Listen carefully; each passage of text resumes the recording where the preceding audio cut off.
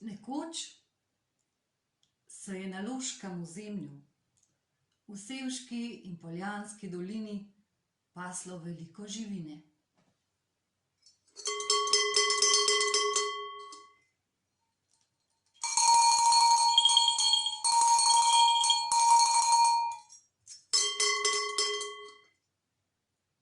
Živela pa sta na loškem ozemlju tudi dva brata, velikana.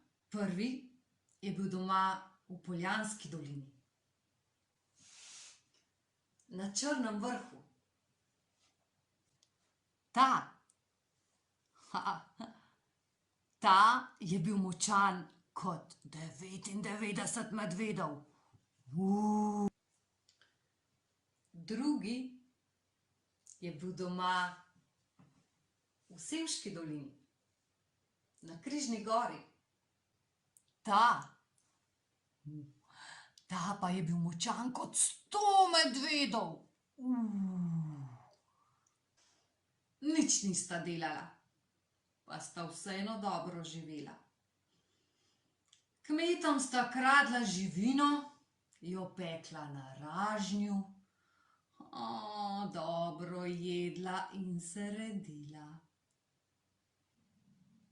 Potem pa je v Sevški dolini zmanjkalo vse živine.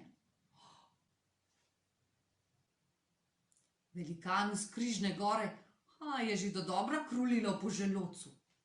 Zato je odlomastil v Poljansko dolino in še tam začel krasti kmetom živino. Ponoči je vlamljal v hleve in se dobro mastil.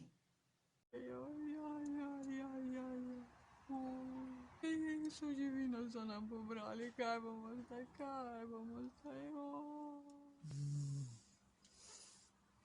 Ta živina je izginila.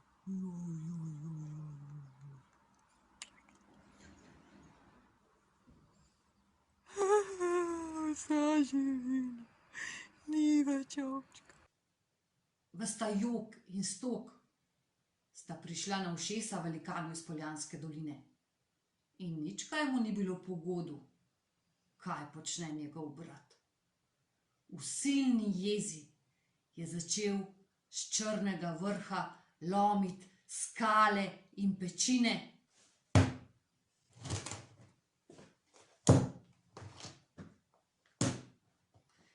ter jih metati proti Križni gori.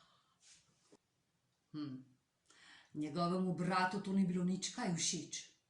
In tudi on je začel lomiti skale in pečine.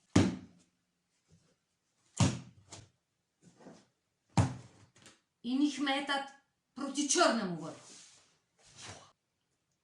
In čeprav je bil velikan s Črnega vrha močan kot 99 medvedov, pa skal in pečin le ni lučal tako daleč, da bi dosegle Križno goro in njegovega brata.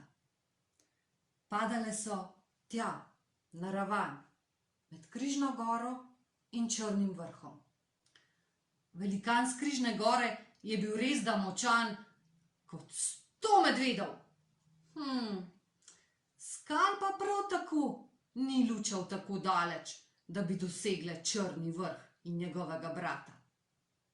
Padale so tja, na ravan, med Križno goro in Črnim vrhom. In tako je zrasla gora. Prvi se je na goro iz nametanih skal povzpel velikan s Križne gore in s tem zaklical bratu tja proti Črnemu vrhu. Sam pridi, šleva požrešna, da ti zrahljam kosti!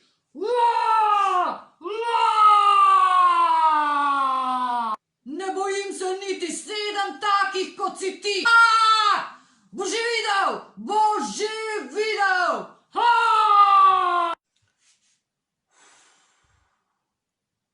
Na vrhu gore sta se spoprijela. Borila sta se 7 dolgih dni in 7 noči. Si lomila kosti Naposled je velikan s Križne gore, ki je bil močan kot 100 medvedov, premagal brata. Ubil ga je, mu odtrgal glavo in jo pustil na vrhu gore. Sam pa izginil neznano kam.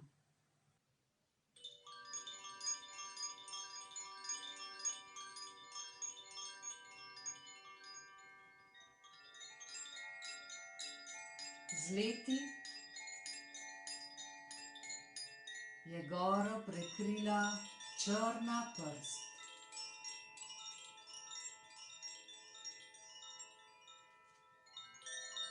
Veter je tja zanesel semena.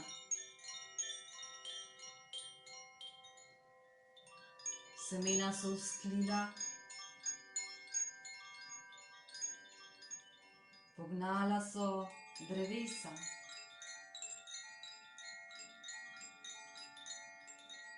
Drevesa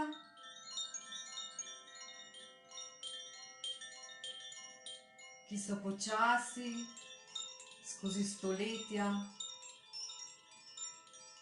prekrila vso goro. Zrastel je gost gozd.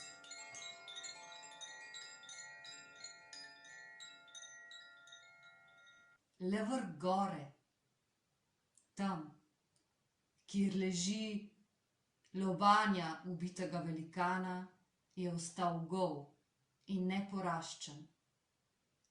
In je tak še dandanašnji. Ločani in okoličani so goro nad Škofjo Loko z golim, neporaščenim lobanskim vrhom poimenovali Lubnik.